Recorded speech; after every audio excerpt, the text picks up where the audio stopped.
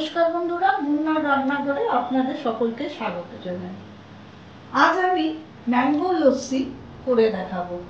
খেতে খুব ভালো হয়। আমি প্রথমেই যেটা নেব সেটা হচ্ছে, আমি এখানে 2 গ্লাস করবার জন্য ঠিক করেছি, তাই আমি মোটামুটি 300 গ্রামের মতো দই নিলাম, মিক্সির জারে দিয়ে দিলাম। আর নিয়েছি ম্যাঙ্গো, পাকা মিষ্টি আম 4-5 থেকে সুন্দর করে ছোট করে টুকরো করে কেটে নিয়েছি, যেটা আমি দইয়ের মধ্যে দিয়ে দিলাম।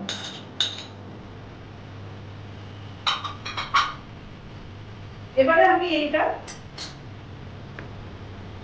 মিক্সিতে ঘুরিয়ে একটা পেস্ট তৈরি করে নেব। দেখুন বন্ধুরা, আমি মিক্সিতে এরকম ঘুরিয়ে একটা সুন্দর পেস্ট তৈরি করে নিয়েছি। এবারে এর মধ্যে আমি ঠিক অল্প 1 চিমটের মতো একটু নুন দিয়ে দিলাম। নুনটা দিয়ে আমি একটু চামচে করে ভালো করে মিক্স করে দিলাম। অলমোস্ট রেডি হয়ে গেল খুব সহজে ম্যাঙ্গো লস্যি। এবারে আমি 2টো গ্লাস নিয়েছি, তাতে সার্ভ করে দেবো।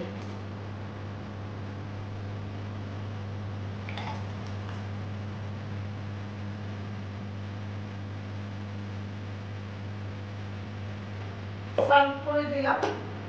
এবারে ওপর থেকে আমি কিছু কাজু, কিশমিশ, ড্রাই ফ্রুটস, যেগুলো ড্রাই ফ্রুটস আপনাদের পছন্দ মতো ছড়িয়ে দেবেন।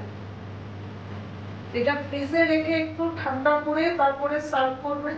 নিজেরা খেয়ে দেখবেন, খুব সুন্দর খেতে হয়। বাইরে গিয়ে আর কিনে খাওয়ার হবে না। এটা বাড়িতে তৈরি করে দেখুন। যদি আপনার রেসিপিটা আপনাদের সকলের ভালো লেগে থাকে তো প্লিজ লাইক একটা করে দেবেন, শেয়ার করবেন এবং সাবস্ক্রাইব করবেন। আমি হাজিরা দেবো আবার অন্য কোনো দিন অন্য কোনো রেসিপি।